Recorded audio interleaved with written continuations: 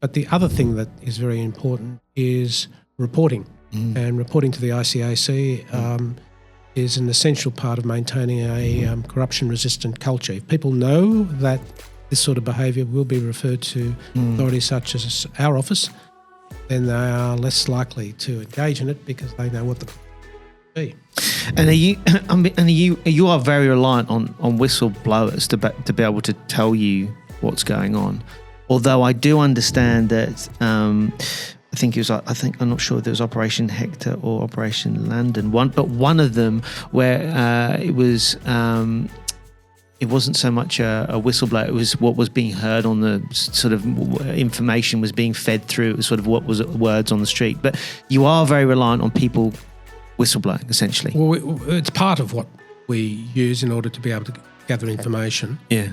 But in Operation Landon, we didn't actually have a whistleblower, so to speak. That's right.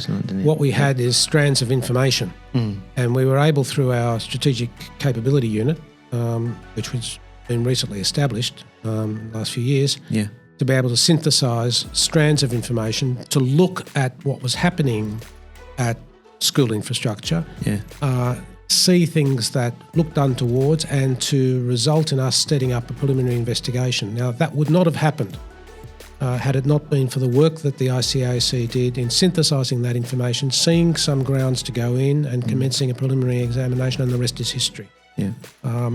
And that's an instance where I know people say, oh, well, you know, school infrastructure was set up to build more schools and to fast-track the delivery of schools. But one of the things that happened in that particular case is that the recurrent expenditure for all the consultancies that were engaged in by the head of school infrastructure, Mr. Manning, were in part funded by drawing a management fee out of the capital budget.